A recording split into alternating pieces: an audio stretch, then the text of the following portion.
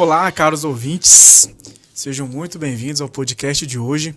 Hoje a gente vai tratar sobre a política de cookies, Lei Geral de Proteção de Dados, como se proteger nessa era digital. O meu nome é Pedro e a gente vai embarcar aqui, aprofundar nesse tema tão importante, né, nos dias atuais, trazendo um pouquinho de contexto histórico, conceitos importantes, implicações jurídicas, como seus dados estão sendo tratados. E aí, sou estudante do 10º semestre do Centro Universitário Processo e estou aqui com os colegas muito importantes. Gostaria que vocês se apresentassem. Ok, meu nome é Márcio também, sou estudante aí de Direito, graduando, estou no 10º semestre também da Uniprocessos, né? E vamos participar aí desse bate-papo aí, para a gente desmistificar muita coisa que a gente tem aí na ideia, né? Com certeza. Eu me chamo Pedro, também faço parte da mesma turma, inclusive dos meus amigos. Estamos no 10º semestre lá da Faculdade de Processos, em Águas Claras. E estamos aí aprendendo todo dia algo novo, né? Isso. Inclusive com o tema de hoje sobre LGPD e os cookies, o que são, né? E é isso. E aí, amigão, como você se chama? Pois é, eu já sou jovem advogado, né? Me chamo Ulisses, eu sou advogado da Jovem Advocacia, sou formado na Uniprocessos, sou também bacharel em Sistema de Informação, especializado em Forense Digital e Segurança da Informação. Atualmente eu estou cursando a pós-graduação em Direito Digital, tenho certificações como Gestão de Riscos, Internacional G31000, em Proteção de Dados e também em Segurança da Informação. Então, deu para ver que é um assunto que eu gosto de permear e estar sempre antenado. Espero conseguir hoje contribuir bastante junto com os colegas, né? Inclusive já estudei com o Pedro e espero que eu consiga contribuir e auxiliar aqui no que me for possível, com viés um pouquinho mais, assim, às vezes ácido, às vezes um pouco mais especializado. Para ver que a gente está muito bem assessorado, né? Com o Ulisses aí. Então, já entrando no episódio de hoje, acho que seria interessante a gente trazer uma questão histórica, né? Fato é, os dados estão aí. Acho que desde as civilizações mais antigas mesmo, eles coletam dados para a própria existência do Estado, né? Eles vão coletando os dados na Roma antiga, a gente vê ali no período da Idade Média, as grandes guerras mundiais também, os dados estavam ali sendo usados, inclusive para saber quem eram os tipos de pessoas que, por exemplo, os cidadãos, os habitantes de certas localizações, né, estados, e os dados estão aí e chegaram também na era digital, no mundo digital que a gente tem hoje. Eu acho que é por isso, um pouco também, que surge a importância dos marcos regulatórios da era digital. Com certeza. Com um parênteses aqui, quem nunca preencheu um papelzinho de promoção, né? Colocando todas as informações ali, querendo ganhar alguma coisa, né? Ali já é um exemplo de fornecimento de dados, né? Num papelzinho, mas aqui a gente vai estar tratando basicamente na questão da internet, né? Com o uso do cookies, né? Onde são os dados, onde eles são gerenciados, né? O que isso implica, né? O que nos ajuda, nos atrapalha, não é isso? Marcos, tem só uma consideração aí sobre essa questão do papelzinho. Eu não vou falar quem é o santo, mas eu trabalhei numa empresa que fazia projeto de adequação à LGPD pouquíssimo tempo atrás. E a gente foi fazer uma adequação de um shopping aqui de Brasília. E aí, a gente conversando e falando, como é que vocês... Mas vocês têm... Qual é a carta que vocês possuem de clientes, assim, para quando vocês querem disparar promoções? Aí. E aí eles falaram assim, mas obter dados é muito fácil. A gente coloca ali que vai sortear alguma coisa, um cupom de R$1.000 em compras, uma bolsa, às vezes um veículo, acontece muito. E com aqueles papeizinhos a gente consegue uma gama de informação enorme, e com essa gama de informação a gente consegue direcionar as promoções. Olha aí. Que hoje em dia a gente se encontra nas redes sociais. Exato. As publicidades direcionadas e os anúncios, né, patrocinados, acho que também tem como base isso aí. Exato, Sim, e é bom frisar que, embora a questão da LGPD ela tenha esse frisson, assim, essa questão que soa muito digital, a LGPD já no primeiro artigo ela fala que ela é para dados ela não é para dados meramente digitais, né? Isso. Ela, se nós, vocês como futuros advogados, eu como advogado atualmente, eu também tenho que cumprir com as regras da LGPD, mesmo trabalhando como pessoa física ou como CNPJ de unipessoal, mesmo que seja ali no papelzinho. Eu não preciso estar na internet para ter obrigação legal de respeitar a legislação.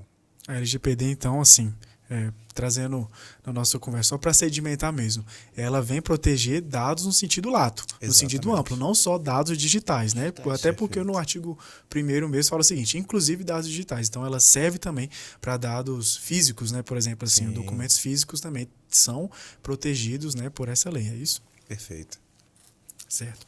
Antes da gente entrar nessa questão conceitual e tudo mais, eu gostaria de até ouvir dos senhores o seguinte: existe uma lei anterior da LGPD, alguns marcos assim regulatórios nessa questão da era digital, porque pelo que eu dei uma pesquisada, o Marco Civil da Internet ele traz um conceito amplo que vai proteger dados e tudo mais, só que a Lei Geral de Proteção de Dados ela vem especificar, inclusive, aquela diretriz do Marco Civil da Internet, como que essa questão existe, ou leis anteriores, ou geralmente essas são os pontas, isso, o pontapé mesmo, inicial, né? o pontapé nessa questão de regulamentação nessa era digital. Perfeito.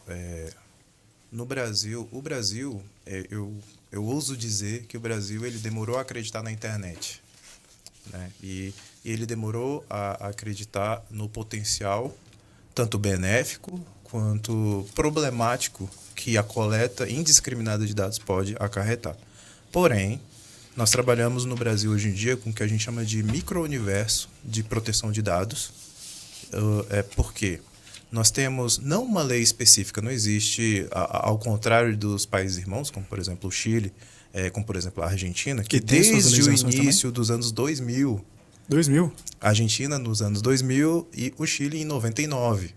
Então, nós temos, inclusive, a Argentina é o único país sul-americano que foi reconhecido como um país que existe uma proteção de dados adequada para lidar com a Europa, que trata a proteção de dados culturalmente há décadas. Então, assim, mas o Brasil, a pequenos passos, nós estamos agora, principalmente por questões de cobranças, por uma adequação mundial, porque em alguns tratados a gente só consegue entrar se nós possuímos políticas mínimas, tanto da questão de gestão de risco, quanto a gestão de proteção de dados, quanto o compliance em si, gestão de integridade.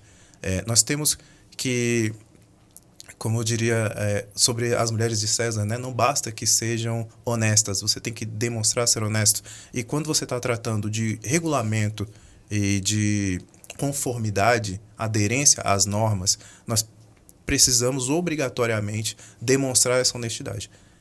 Passado isso, nós podemos então citar que a nossa direito do consumidor, de 90, ele já cita o banco de dados especificamente. Então, assim, lá nos anos 90 existia um brilhozinho ali sobre o cuidado e o esmero que se deve ter com o banco de dados de consumidores. A gente tem a lei de acesso à informação, ela dá uma namorada também. A lei de cadastro positivo, ela também tem algumas coisas. Nós temos o próprio Marco Civil da Internet, que nós podemos, a grosso modo, falar ou diretamente chamá-lo de Constituição da Internet no Brasil. Né? Que já o Marco Civil da Internet, ele é fruto de diversas discussões desde dos anos 2000. Ele demorou muito a ser materializado. E ele se materializou porque já existia uma visão de que essa legislação era necessária, mas ele foi acelerado por conta do caso do Snowden, quando se descobriu que os Estados Unidos estavam espionando diversos países, dentre eles nosso país.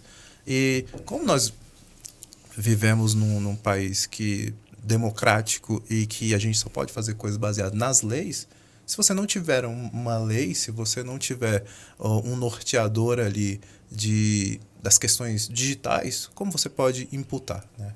Uma responsabilização? Não tem como. E lembrando que as normas, elas só podem ser aplicadas do momento que elas são publicadas em diante. Isso. Né? Então, temos vários dispositivos, sim, que cuidam pouquinho a pouquinho da questão dos dados, mas a LGPD ela veio para abraçar e fazer parte de uma forma mais ampla, por isso que a Lei Geral de Proteção de Dados, ela precisa de uma especialização, como nós podemos pegar aqui um ganchinho, o direito penal, ele tem uma outra tratativa. Sim. Então, nós temos hoje projeto de lei que está sendo trabalhado aí da LGPD, a chamada LGPD penal.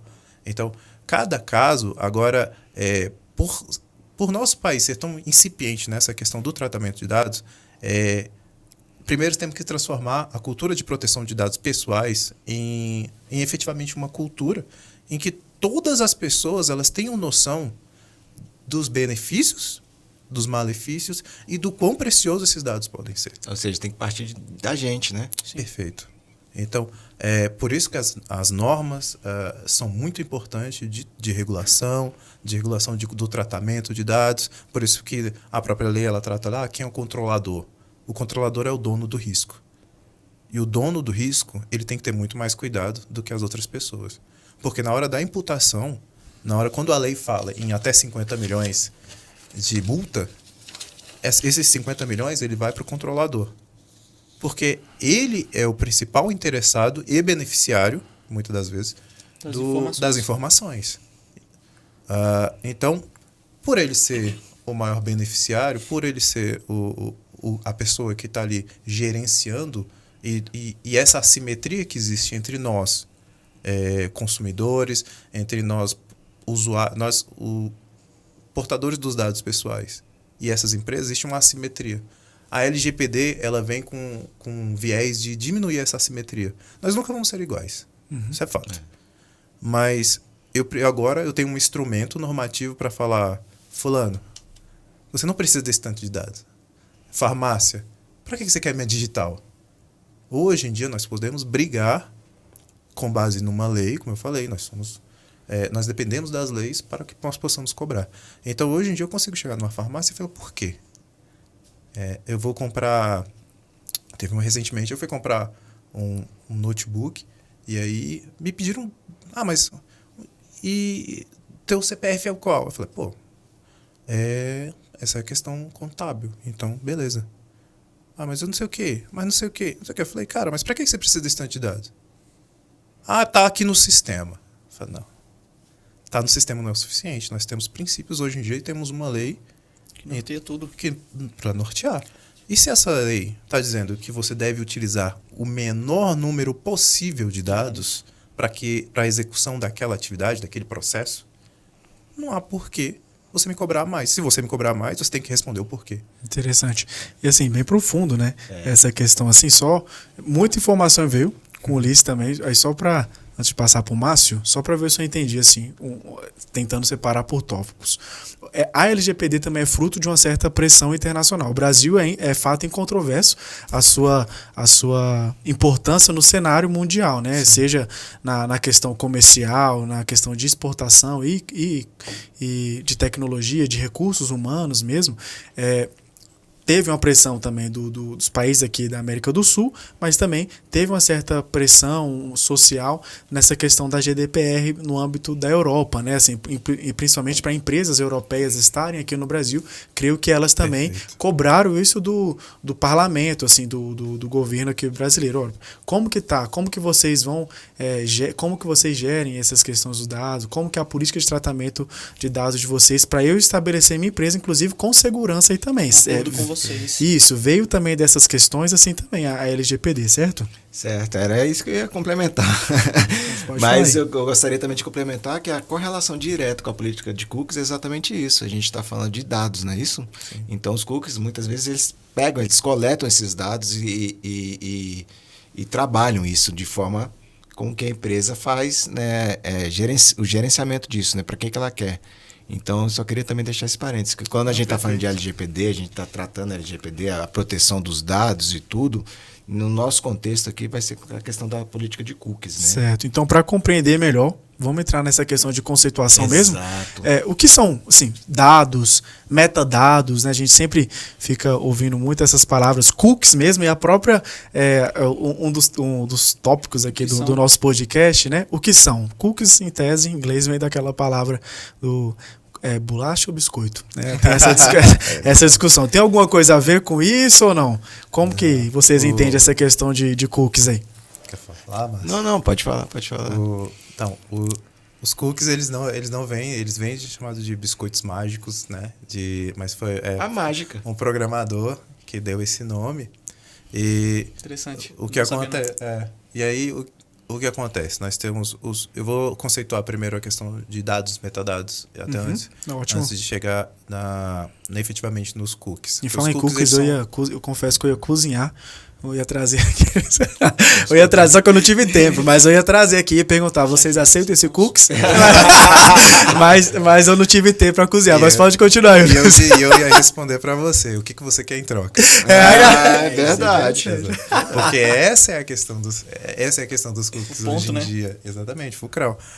Então, assim, a nível meramente acadêmico e para nortear, melhor entender e compreender por que essa preocupação, porque muitas pessoas falam assim, mas meus dados já estão na internet e não sei o quê, por quê? Não, cara, calma, vamos devagar, assim, né? Não é essa bagunça e não precisa ser essa bagunça e nem deve ser.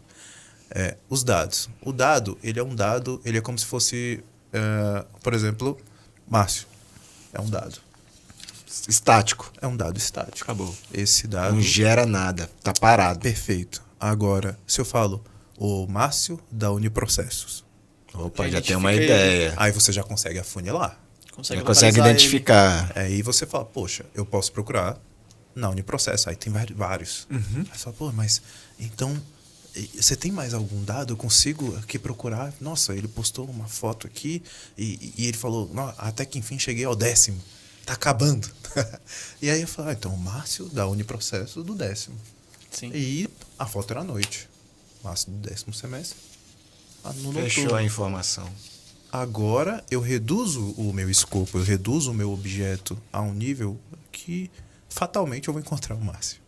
Ou então eu vou reduzir a um nível, afunilar e filtrar ele a um ponto em que ele fique palpável, de eu pelo menos ter uma noção de onde ele estuda, como ele estuda, qual o horário dele, eu consigo... O gosto. Então, assim, o dado é o Márcio. Se eu tiver o nome isoladamente, ele não... É o subconjunto, né? Exato. Conjunto, dado, metadado, informação. Quase. Eu juntando vários dados e fazendo uma correlação entre eles, como você bem citou, eu tenho uma informação. Exato. Essa informação, ela pode ser utilizada de diversas maneiras. E as empresas, essa assimetria que há de se reduzir é que existe problema em tratar dados? Não. Nenhum. A lei ela não vem para dizer não tratem dados. Ela vem para dizer tratem bem os dados. A forma que você utiliza eles. Perfeito. Porque a diferença entre o veneno, né, e a vacina, ela vai ser justamente como eu vou fazer esse tratamento. Dosagem. E onde vai entrar a questão... Aí o pessoal, mas você falou de dado, falou que de informação. E o metadado é o quê? O metadado ele é a informação sobre a informação. A priori, o metadado ele não vai falar muita coisa. Ele vai falar bem assim, por exemplo, você com o seu celular, ele deu um ping aqui ping, né? Ele habilitou o GPS dele em tal dia, tal horário. E esse GPS estava nesse lugar aqui. E aí eu posso pegar essa informação e ver quantas vezes ao dia e qual, por exemplo, a informação sobre essa informação. Então, o GPS dele pingou uma vez na Processo, uma vez no Cruzeiro, aí no outro dia estava na Processo, no outro dia no Cruzeiro. Pelo mapa, eu consigo olhar e sempre nos mesmos horários. Então, eu tenho uma informação sobre uma informação. Eu vou ter o GPS em si, ele é uma informação. Mas eu vou saber que ele pinga ali em tantos e tantos e tantos lugares em horários XPTO, em horários que se repetem. O professor Schneier, que é um professor de segurança da informação dos Estados Unidos, ele costuma dizer que é possível, através dos seus metadados, através de toda essa coleta de informações, de metadados do que o seu celular, por exemplo, possui, é possível prever onde você vai estar amanhã, em qualquer horário, com um erro médio de 2 metros. Porque a nossa rotina se repete. Sim. Caramba. Sim. Então, a gente tem que ter muito cuidado, inclusive, com as informações sobre essas informações, ou seja, os metadados. Por mais que ele não esteja pegando o meu nome, por mais que ele não esteja fazendo conexões aqui e transformando esses dados isolados em informações, mas ele pode ter centenas de informações sobre informações. E essas pequenas informações de informações, elas vão falar, às vezes, muito mais do que a gente imagina que elas possam. Sim, com certeza. Eu não sei só vocês, mas com certeza os ouvintes aí dá uma certa aflição e várias ideias sobre essa questão de como que está sendo aí, porque é inegável Sim. que a coleta de dados, e dados, inclusive, você descreveu ele, o Márcio, né? E acho que a lei vai definir essa questão, né? São dados pessoais, mas quando você faz pelo menos esse exemplo que você deu, isso é uma certa caracterização tranquila, né? Assim, um dado pessoal até tranquilo, mas quando chega nessa informação, por exemplo, que horas que o Márcio sai de casa, onde ele volta, qual que é a convicção política, ideológica, sexual, essas questões, a lei também protege isso. Como que dá essas questões? Porque assim, eu falo por mim, nessa questão mesmo, se eu usou GPS, eu gosto de pedalar, né? De vez em quando eu pedalo, caí recentemente. Gosta, mas não sabe bem. Mas isso foi por causa de um buraco, por causa de um buraco na pista. E assim, o Google falou, Pedro, lembra o seu histórico desse dia. E ele mostrou, de fato, o percurso que eu fiz, o trajeto todinho. O que eu fiz de a pé, onde eu parei, de bicicleta. Eu fiquei pensando, e o falei, Google gente... Fotos trouxe a foto da Kelly. Quase, que se brincar tá no satélite. Mas assim, eu fiquei pensando, falei, gente, mas eu não quis saber disso. E nem quero também que fiquem essas informações salvas aqui, da onde que eu passei, né, para onde eu fui e tudo mais, mas fato tá aí, se eu colocar no Google, quero ir para casa. Tá lá. Isso são os cookies atuando. Exatamente. Isso mesmo, então acho que gera uma certa insegurança. Aí só antes de passar para vocês, para mim eu tenho a impressão que os cookies ele serve como se fosse um DNA. Ele tem essa informação, né? Aquela informação da pessoa, assim, claro, os cookies depois de muitos dados coletados, né? Ele pode trazer sim como se fosse um DNA mesmo. Define quem é a pessoa, pelo menos quando eu coloco lá, quando eu vou acessar a internet. Tá tudo lá para mim, são anúncios patrocinados, são coisas que eu gosto de ver quando eu acesso o YouTube, já tem aqueles vídeos, né, por exemplo ali, de indicações que são coisas que eu gosto mesmo, quando eu vou ali passando os vídeos do Instagram, são vídeos que eu gosto de comédia e tudo, mas do tipo de comédia que eu gosto, futebol, Flamengo, então eu acho que os cookies também estão nisso. É uma linha muito tênue aí, essa questão da preocupação dos dados, dos cookies, né? Do que é benéfico, do que me gera uma preocupação. Por isso que existe essa importância, né? Por isso que surgiu, né, esse contexto histórico da necessidade de regulamentar, né? A gente vê isso, né? Que você falou aí que na Europa eles viram isso com a maior brevidade, né? E a gente retardou um pouco por causa da cultura brasileira mesmo. Não, acho que a questão retardou um pouco porque, como o Ulisses disse, que a gente não acreditou. A gente demorou a acreditar na internet, nesse boom da internet, né? Então, e nesse contexto aí, existe na LGPD, uma determinação da política de cookies, da aplicação dos dados. Não, da política mesmo, daquele texto onde você lê. Geralmente não lê, a gente só vê o que é... Você fala quando o site pede o consentimento, né? Você aceita a política de cookies, até para você... Eu nego os marketings, nego alguma coisa, eu só aceito os que são essenciais. Faz bem. E o pior é que às vezes a gente não consegue recusar. Exato. Você está acessando, aí você recusa, a página não segue. Mas onde eu queria chegar existe uma regulamentação que obrigue as empresas a contextualizar essa política de cookies? Tá. Eu fiz uma breve... A minha pergunta para você, que eu fiz uma breve pesquisa, eu não vi. Eu não vi isso. Eu vi que ela já tentando responder, no meu entendimento, para ver se eu estou correto ou não, que a LGPD ela trata, tem essa preocupação, mas ela não direciona assim, falando que obriga as empresas a fazer isso. Ela obriga a tratar de forma correta, direcionando, né? E essa política de cookies seria uma questão mais da empresa também dela se resguardar de algum problema jurídico, alguma coisa assim. Eu estou correto? Você fala daquela aba lá que aparece para todos, né? Valeu uma notícia, você aceita os cookies? Exato, Certo, aquele pop-upzinho que aparece. Certo. Tá, vamos lá. É muita informação assim, que eu vou tentar condensar aqui. Isso. Mas primeiro, para o pessoal, os cookies eles não são problemáticos por natureza. Não existe essa problemática. Os cookies eles servem basicamente o quê? Eles garantem uma melhor navegação e eles são pequenos arquivos que os nossos navegadores possuem para que eles melhorem essa navegação. Então a gente vai ter os cookies de sessão, tá? E a gente vai ter uns outros cookies que são chamados de cookies persistentes. Tá? Os cookies de sessão, eles ficam ali na memória RAM. Agora o pessoal vai ter que voltar lá para a épocazinha que fez microlinhos ali. Eu fiz GTEC. Eu não sou dessa época, não. E pior que eu fiz, viu? Então, assim, os cookies eles vão ficar, os cookies de sessão, eles ficam armazenados. Assim como você acessa um site, eles vão ficar, você acessou uniprocessos.edu.com.br. Certo. E aí, a partir daquele momento, o site, visando uma melhor performance, ele vai pegar e vai iniciar os cookies de sessão.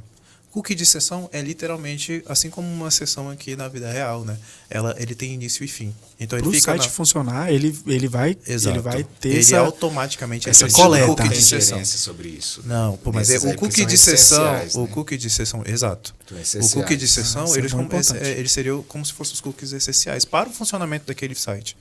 Então, ele fica na tua memória RAM. Quando você desligou o computador, aqueles cookies eles não existem mais. Agora a gente tem os cookies persistentes. Os cookies persistentes, eles vão trabalhar tanto com o cookie de autentificação. Cookie de autentificação, não sei se vocês já repararam, provavelmente não. Senhas, né? Também. E aí ele vai fazer o seguinte, em alguns casos, ele vai gerenciar a senha e vai te demonstrar essa senha, já para você só clicar no OK para não ter que ficar digitando sempre. Para mim isso é excelente, viu? E tem aqueles... Eu não... Nossa, ajuda muito pra mim também. Eu ponho não em todos. E aí, lembrar sua senha, eu ponho não. Coloco, para mim ajuda demais minha navegação. Medo de um hacker entrar lá, rapaz, e a senha pegar já tá... tudo. Mas aí tem assim, daqui a pouco eu não assim. Então assim, eles vão funcionar. Que alguns, por exemplo, e-mail. Dificilmente você fecha o navegador e abre, você tem que digitar a senha novamente. Já vem direto. Você já abre direto o e-mail. Então esse cookie intermitente, ele mantém essa conexão para você fazer o gerenciamento de senhas e você simplesmente já logar direto. E a gente vai ter ali uns outros cookies, são os cookies que são utilizados para métricas. Que aí esses cookies de métricas, aí que eles que vão trazer o Pedro. Se você curtiu, se você assistiu, dados? Eles são... Já viu aqueles Eles formulários? são metadados. Ah, entendi. Eles são metadados. Então, eles são informações sobre informaçõezinhas. Então, ele vai pegar pequenos trechos de informações. Já que você assistiu esse, gostaria de assistir esse? Sugestões, melhoria, né? Exato. Então, ele vai pegar aqui, Pedro, veja o empate do Flamengo com o glorioso Cruzeiro. E eu não gostaria de lembrar não, mas tem que ver aqui. Triste.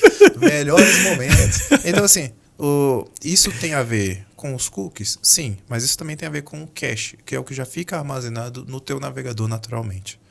Então, cookies, e a gente tem também, esses são os cookies primários. Esses são os cookies que o site mantém para melhor performance e, em alguns casos, ou na maioria dos casos, como por exemplo em marketplaces, em sites de compras, né, eles trabalham com métricas, no sentido de falar, Pedro, você ficou olhando aqui, esse tênis é esportivo de corrida. Depois você clicou nesse outro tênis esportivo de corrida. então eu vou te indicar um outro tênis similar a esses dois, que talvez esteja melhor no teu gosto. Vou um pouco mais fundo. Através dessa análise de métricas, onde está o problema nessa métrica? Onde a legislação ela vem para assegurar e proteger o usuário, né? Existiu um caso emblemático nos Estados Unidos que não possui lei de proteção de dados. Os Estados Unidos não possuem. Não possui. A Califórnia possui. E aí, lembrando que lá é uma confederação, então Certo. cada estado tem a sua legislação e a Califórnia, isoladamente, eles possuem. Os Estados Unidos, ele possui a Privacy Shield, que era uma norma, entre aspas, genérica e nacional, para conseguir fazer tratamento com a Europa. A Privacy Shield meio que não andou muito mais, porque ela não foi considerada uma norma efetiva. Mas aí, outra discussão. Mas nos Estados Unidos, o que aconteceu, tem um caso que é bem famoso entre o pessoal que gosta da privacidade, proteção de dados pessoais, é que uma mocinha, ela estava com 16 anos, salvo engano, ela estava olhando algumas coisas num site de um marketplace norte-americano, vamos evitar processo, né? E aí, pela navegação dela, você faz inferências. E a inferência que pode ser feita através da navegação dela é que ela estava grávida. E aí chegou um cupom promocional na casa dela. Nossa. E o pai dela ficou sabendo que a filha estava grávida Marketplace. pelo marketing, pela não proteção que existia para a utilização. Então, assim, eles fizeram métricas, não existe problema nenhum. Absurdo. Não existe problema nenhum em fazer métrica. O problema é o que você faz com essas métricas. Então, quando você mal direciona... Violou a intimidade, né? Trazendo aqui pro Brasil, Total. né? Sim, A pessoa. total. A privacidade Exato. foi embora. Então, assim... Aí continua a história.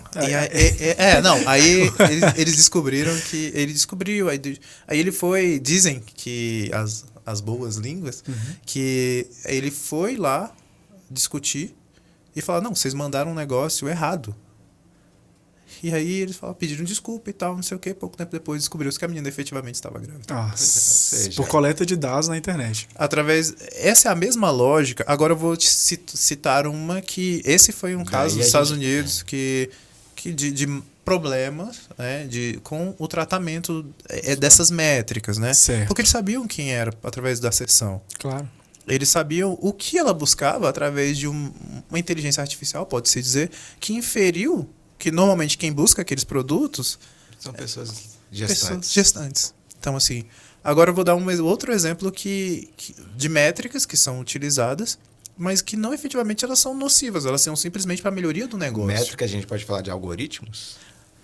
Não. Métricas são Métricas são medições. Então, por exemplo, eu posso pegar padrões, melhor dizendo.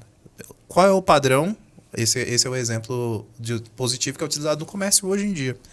Porque o comércio vale de vários psicólogos para traçar ali perfis, e essa utilização de quanto tempo você passou olhando o tênis, eles sabem que você corre. Exato.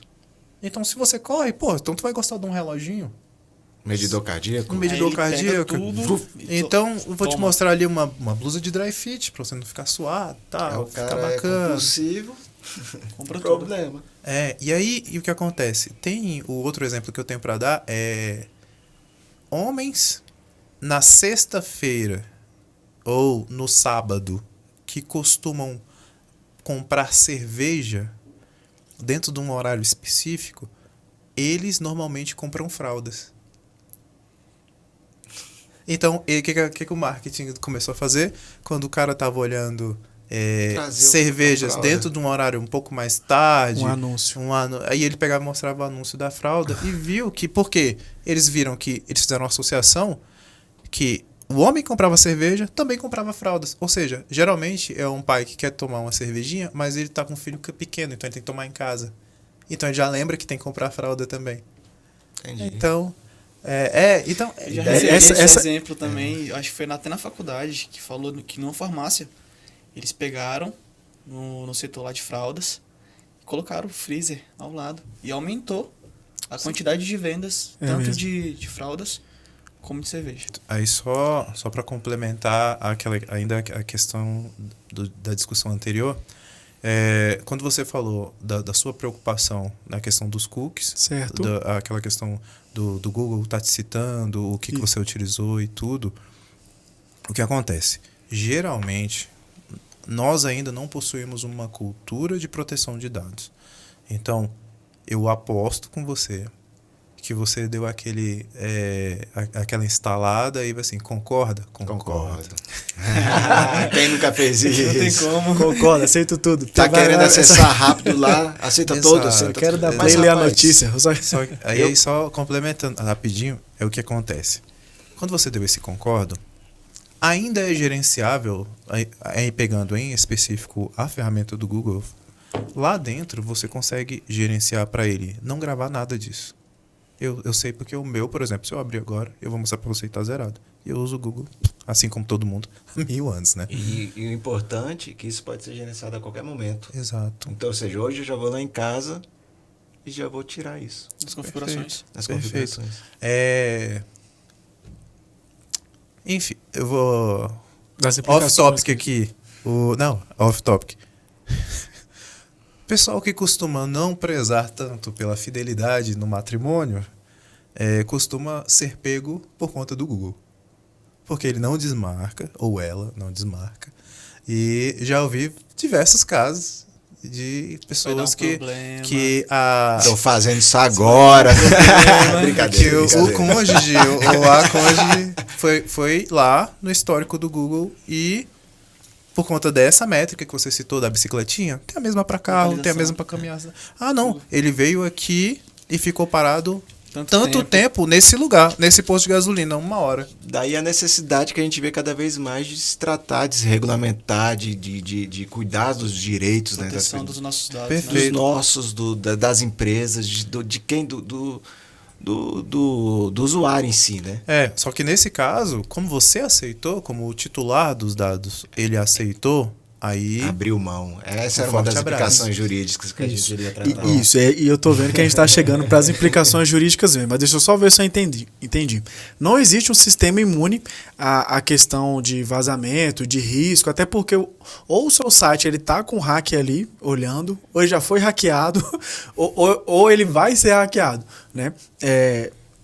Aí você vai responder se eu estou certo ou não. Se não existe nenhum sistema imune a essa questão de invasão, hacking, inclusive até do próprio vazamento, que a gente pode até comentar depois, de alguns vazamentos históricos aqui no Brasil, mas acho que uma coisa importante para a gente é mitigar os riscos, tanto nós como usuários, como as empresas também, que eu acho que essa lei também abraça as empresas, né? E pelo que eu estou entendendo também, os cookies, claro, a gente tem que ver esses dois parâmetros, né? Assim, honestamente, tem possibilidades negativas na coleta dos dados, mas também existe uma certa personalização, uma personalização na navegação da internet, que é bom, porque para mim mesmo, ter todas as minhas senhas salvas lá, quando eu vou comprar em algum mercado digital aí, muito, quando eu clico lá, meu nome já tá, meu endereço para mim facilita demais, só vou lá parcelar em 30 vezes um livro de R$50. Ainda estamos falando de seres humanos, não de inteligências artificiais, então tem gosto para tudo, tem gente que gosta de que pulha os marketing, não quer ficar procurando, né? Então o cookie ele vem. Já tem gente que não quer, então, ou seja, por isso que existe essa possibilidade de gerenciamento, né? Para tratar tudo isso. Tem gente que gosta, tem gente que não. Que gosta e que não gosta. Isso mesmo. E como você falou, desculpa te interromper, como você falou, não é uma coisa que veio pro mal, é uma coisa que é benéfica. O importante é como isso é tratado. Perfeito. Aí, essa questão do tratamento. Quando você, só finalizando as respostas ao que você havia comentado antes, quando você vai a uma entrevista e você tem esse receio sobre quais são as informações que quem te entrevista possui sobre você. A gente chama isso de background checking. É quando você faz uma pesquisa. Hoje em dia, existe. Isso existe. Existe, mas, por exemplo... É ilegal? Depende de como ela é feita. E depende de como ela é feita. Interessante. Tá. Hoje em dia, por exemplo, na Justiça do Trabalho, você não consegue... Eu posso acessar o TJDFT aqui e eu posso colocar o seu nome completo e ele vai dizer se você tem processos abertos ou não tem. Tranquilo. Tranquilo, que são processos Emitir a certidão cíveis. lá. São processos cíveis. E agora, quando você vai na Justiça do Trabalho, envia com vias de mitigar esse assédio que você possa vir a sofrer numa entrevista, de falar assim, mas você falou que você é um bom empregado, por que você tem 5 processos contra nas últimas 5 empresas que você passou? Não tem como. Você não consegue pesquisar se você não souber efetivamente o número do processo. E eu faço essa pergunta. Na Se Justiça do colocar Trabalho. lá, Não tem. Ou você sabe o número do processo, ou não sabe. você não faz nem ideia de quantos processos trabalhistas essa pessoa possui. Esse é um ponto. Outro ponto. A Lei Geral de Proteção de Dados, como você citou a Google, por exemplo, a empresa Google. Então, você possui um contrato com ela se diz aderente à legislação, então ela vai minimizar e ela pode ampliar um pouco conforme o seu consentimento e o seu melhor interesse. Principalmente quando se trata de crianças e adolescentes. Então, em tese, esses dados eles nunca vão sair do escopo da empresa Google. A menos... E a questão da legislação... Você fala desses dados mais característicos, mais sensíveis, assim, ou não? Todos os dados. Certo. Todos os dados. Então, num caso de vazamento, aí entra no segundo... Responsabilidade da detentora ali. Pois Google. mas aí no caso de um vazamento, em se pegando a legislação como ela requer hoje em dia, aí eu entro na sua última pergunta, quando se há um vazamento, em tese esses dados têm que vazar com anonimização. O que seria isso aí? O que é? Por exemplo, o seu CPF é 1, 2, 3, 4, 5, 6, 7, 8. Aí, se eu colocar esse então tem um CPF, eu tenho um nome. Agora, se eu colocar PIR e vários asteriscozinhos, de forma com que a inteligência da minha empresa, através da tecnologia, ela consegue inferir quem é o P, asterisco, asterisco, asterisco, porque quando eu leio a informação completa. Se esse dado sair dentro de um escopo do meu software e da minha segurança, ele vai vir com vários asteriscozinhos. Eu não sei se vocês já chegaram a digitar. Quando você digita as cartas o próprio faturamento de empresas aí geralmente vem com os asterisco final dos últimos 2 dígitos. Exato, porque não é necessário para o tratamento daqueles dados que o terceiro tenha a informação completa. O número do cartão de crédito, por exemplo, também às vezes só vê os 4 últimos, né? Eu sempre vi isso, só que eu não sabia o porquê. Então, isso é a anonimização. E aí você pode tem vários níveis de anonimização. Então, o que a legislação pede hoje é que você, através do que lhe é possível, e lembrando, a legislação ela não veio de forma nenhuma a inviabilizar negócios. Ela veio para melhorar processos. Quando você melhora o seu processo, é de acordo com o que lhe é possível naquele momento. Se você tem uma empresa muito pequenininha, em tese, se o faturamento dela é pequeno, se ela trata de pequenos valores, lembrando que a Lei Geral de Proteção de Dados ela só vai se aplicar a questões que envolvam tratamentos remunerados, né? Tem que haver um tratamento... O tratamento de dados ele tem que se voltar para uma questão financeira. Se ele for de graça, não tem LGPD. Não. Se a empresa vender meus dados, por exemplo, a terceiros. Não. Ou não? Não. Empresa não. Por exemplo, eu te peço para você fazer... você consentiu. Se você está fazendo o imposto de renda do seu pai, certo. A LGPD não se aplica a você. Porque é um favor. Eu acho que é um favor. Eu espero que você esteja fazendo de graça com seu pai. Então, meu cunhado. Não. Agora eu entendi. Entendeu? O terceiro, assim, quando você tem a informação do seu pai, do seu irmão... quando você faz... Da sua empresa ali, do amigo agora, seu. no ambiente empresarial, não. Porque ele coletou esses dados, normalmente ele coletou numa situação consumerista. E com viés financeiro. Então, esse terceiro que tiver acesso a esses dados, em tese eles têm que estar todos anonimizados ou com o mínimo possível para que aquela execução exista, a execução de serviço. Então, por exemplo, eu coletei seus dados, eu tenho a minha empresa. E aí, só que a minha contabilidade é terceirizada. Eu não preciso fornecer todos os dados que eu possuo para você para a contabilidade. Eu vou lá na legislação contábil e vou verificar. Eu preciso do quê? Eu preciso saber, ele precisa do seu CPF para poder responder do PIS, para responder junto à Receita, lançar a nota fiscal. Qual é o mínimo de dados que eu preciso? O nome, o CPF, não sei o quê. Não, mas é porque eu tenho mais... Não é para dar mais dados nenhum. Acabou. Isso também se aplica a escritório de advocacia, porque geralmente nesses dados é eles que vão receber, por exemplo, assim, às vezes cobrança e tudo mais, e vai ingressar com a ação monitória, para cobrar, por exemplo, assim, dados de devedores para X empresas, né? Então eles também têm que se adequar e tomar cuidado Perfeito. também com esses dados. E aí, então, no caso da Google, é isso. De qualquer empresa. Em tese, se ela possui essa informação e o medo e a proteção de dados, ela se volta também por quê? Pelo medo do exagero de coleta de informações e o que essas empresas podem fazer com isso. Não com vazamento, mas como você consegue ler as pessoas através e das big techs que você tem hoje em dia. Porque assim, o e-mail é da mesma que eu faço busca, que é a mesma que eu faço não sei o quê, que é a mesma que monitora. Então, a Lei Geral de Proteção de Dados veio justamente para falar, opa, mesmo você coletando todos esses dados, primeiro, não pode haver cruzamento. Quando você contratar um serviço, é um serviço. Quando você contrata outro serviço, é outro serviço. Ah, mas eu não estou pagando nada. Tá. Eles ganham pela propaganda, que entraria no cookies de terceiros. Entendi. Que os cookies de terceiros, como a gente estava falando da Google, são pedacinhos de propagandas, justamente dentro de uma página. E eles ganham por clique naquilo. Exato. Entendi. Então, assim, pelo que eu... todos nós, né, estudantes de direitos, assim, o Ulisses é advogado, o ordenamento jurídico brasileiro tem uma característica que eu acho muito bacana e muito bem pensada ali dos legisladores quando eles vão estipular as penas em questão de crimes. Crimes que envolvem, às vezes, pecúnia, né? Por exemplo, um estelionato, um crime de tráfico, alguma coisa que envolve furto, né? Que tem retorno econômico ali. Além da pena privativa de liberdade ou restritiva de direito, existe a aplicação de multa. Na LGPD existe também uma implicação jurídica para essas empresas que às vezes não se adequaram e também sanções, porque assim, geralmente envolve valores financeiros, né? Envolve essas questões também, a aplicação de multas, como que essas questões, implicações jurídicas com as empresas, ou então esses terceiros, essas pessoas que não se adequaram. Até para nos proteger, né? Apesar do consentimento, a gente já viu que quando a gente consente, aceito, a gente já... sobre isso. Já liberou, assim, né? De forma bem rápida, mas o consentimento é a base legal, porque a gente hoje em dia o tratamento de dados pessoais ele necessita de bases legais e respeitar os fundamentos da LGPD. Uma base legal que a gente tem é o consentimento. Só que o consentimento em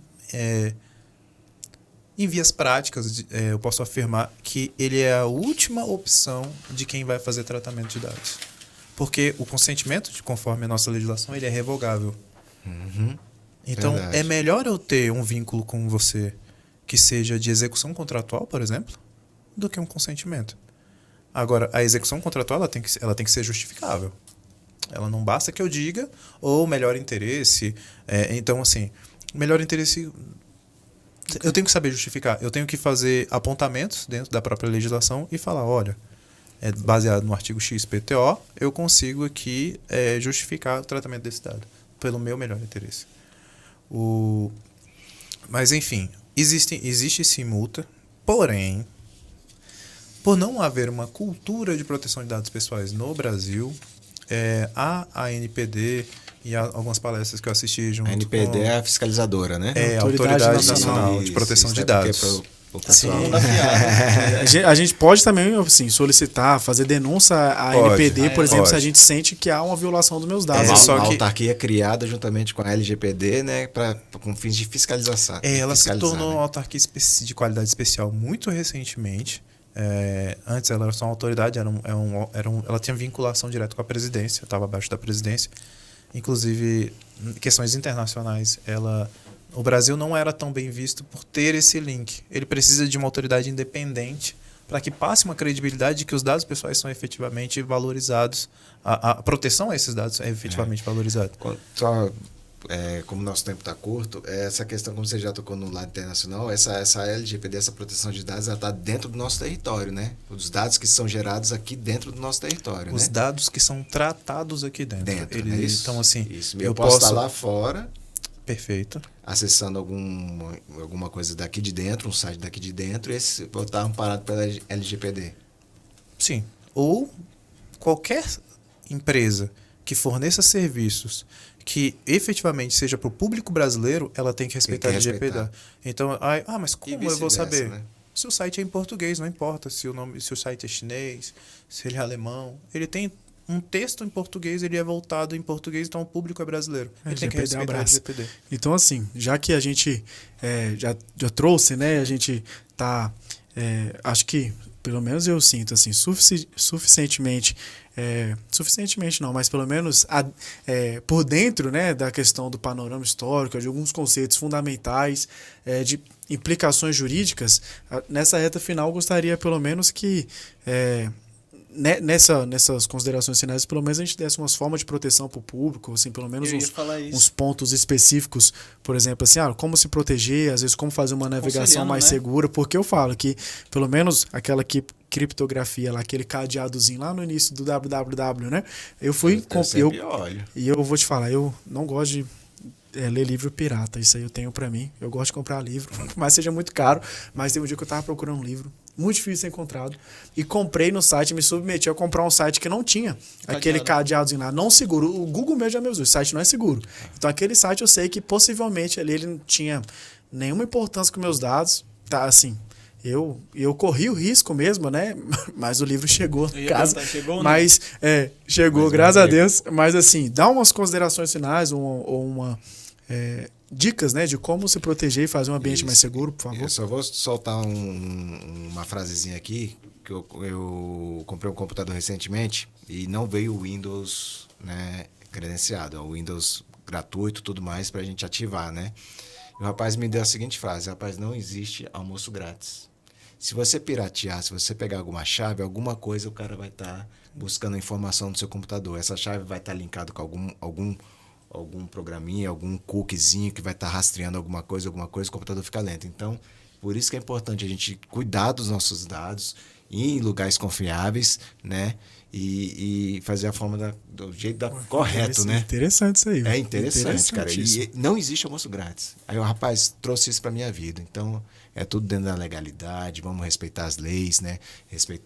Observar os cadeadinhos, né? Gerenciar os nossos cookies. Isso tudo como forma já de prevenção. Ler o que eu tô concordando, né? Exato. Nos resguardar, né? Porque nos resguardar. E vamos pedir uma orientação aí pro nosso advogado. Assim, é necessário, por exemplo, assim, é necessário aceitar todos os cookies, ou então você recomenda que pelo menos gerencie, não, esse site aqui eu não quero que ele saiba meus dados essenciais, só os cookies de desempenho mesmo. Como você nos recomenda? Isso, como você nos recomenda aí? Em relação a software, né? O software, efetivamente, ele não vai vir com cookie. Ele não vai coletar cookie, porque não é essa ferramenta de um software pirata ele visa. Normalmente, ele é compilado, ou seja, ele é reescrito ou escrito com um malware já embutido. Então, esse malware ele pode servir para roubar dados, para provocar um bloqueio no teu computador e te exigir um pagamento, que é o caso do ransomware. Ele pode botar phishing, propagandinhas. Ele pode usar a sua máquina para criptomoeda. Exato, isso que ele pode falou. Fazer N coisas. Aí fica mais lento e você não sabe por que seu computador está mais lento. Então, assim, o cookie, quem dera o cookie fosse o maior dos problemas nesse caso de software pirata. Agora, as sugestões que eu dou, as mais simples. Primeiro, o cadeadinho, o HTTPS que existe nos sites, ele significa que o site está sendo criptografado com SSL, que é uma ferramenta de criptografia. Então, ele é o mínimo de segurança que um site precisa ter. O mínimo. Abaixo disso é o caos. Então, a gente precisa, primeiro, se atentar ao cadeadinho. Semanalmente, faça um backup, pessoal. Faça um backup. Tenha o backup das suas coisas. Semanalmente, limpem o cache ali, ó, Ctrl+Shift+Del geralmente nos navegadores. Limpar cookies e cache desde o início. Apaga tudo. Mas eu vou ter que digitar minha senha de novo. Digita tudo. Esqueci minha senha. É duplo fator de autentificação, tá, gente? Todo site que te der essa opção de duplo fator de autentificação. O que é? Quando você vai logar, mas você tem que receber um SMS, você tem que receber um e-mail. Eu tenho isso na Uber, que tá lá o código lá, isso é excelente. Eu também utilizo. Então, esse duplo fator ele é de suma importância para a segurança mínima hoje em dia. Se você tiver o duplo fator de autentificação em todos os sites que você julga pertinentes e necessários e úteis, você evita tanta dor de cabeça. Mas tanta dor de cabeça. E ele deveria ser, ao meu ver, padrão, mas ele não é. Agora, quando você tem um gov.br, que é uma ferramenta do governo federal, que é bem legal. E você só consegue alcançar o nível ouro, que é se você tiver a duplo fator de autentificação. Excelente. Então, limpem os caches, duplo fator de autentificação, façam backup, porque, cara, hoje em dia, na sociedade da informação que a gente vive, a gente registra muita coisa. E se uma hora ou outra você sofrer um ransomware ou um outro tipo de malware que bloqueie ou apague todos os seus dados, você vai ficar a ver navios procurando, tentando rememorar aquelas fotos, aqueles vídeos de filho, criança, esposa e tudo. E, por último... Gerencie os cookies.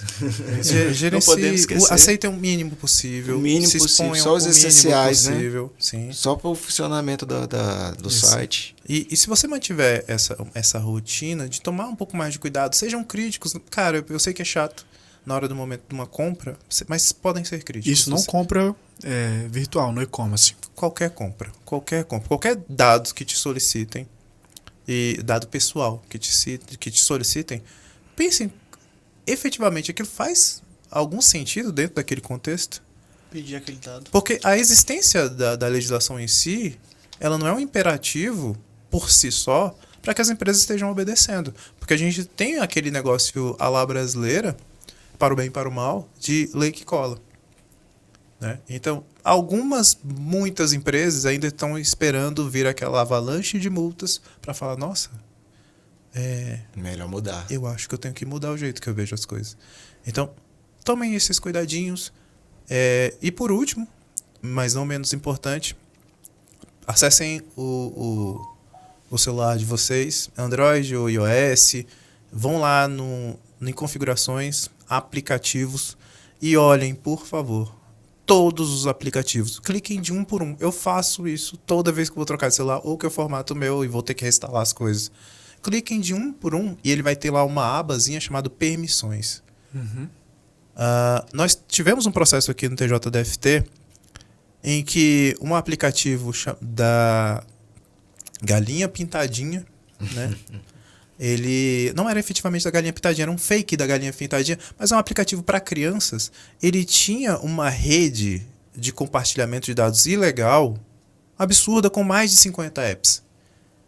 Por quê? Porque você instala o aplicativo da lanterna ou do negocinho para a criança ficar brincando e ele pede acesso à sua localização, aos seus contatos. Desnecessário para o fundamento, para a proposta. Então, GPS. Ao seu GPS e tudo. E transaciona esses dados. Então, é muito problemático essa questão. Tinha um aplicativo, um caso famoso dos Estados Unidos, em que o aplicativo de lanterna ele estava vendendo seus dados de localização com um erro médio de 2 metros. Que isso. Absurdo. Aí ele alegou, o dono do aplicativo alegou que falou assim, mas é uma troca. Eles consentiram. E eles consentiram só que falaram que não funciona assim. Então, cliquem em um aplicativo por aplicativo e cancelem tudo. Uma coisa importante também, acho que é atualizar o software. Sempre. Isso aí é de lei. Então, assim, eu queria agradecer a todos. Acho que foi muito bacana esse bate-papo que a gente teve aqui. De grande valor. E queria agradecer mesmo. Quero agradecer você também que ficou conosco até o final. Espero que tenha gostado. O Ulisses também está aqui, se vocês quiserem tirar mais dúvidas com ele, né? Então, queria agradecer vocês. Tenham um ótimo dia e muito obrigado por estar com a gente nesse episódio de hoje. Tchau. Tchau.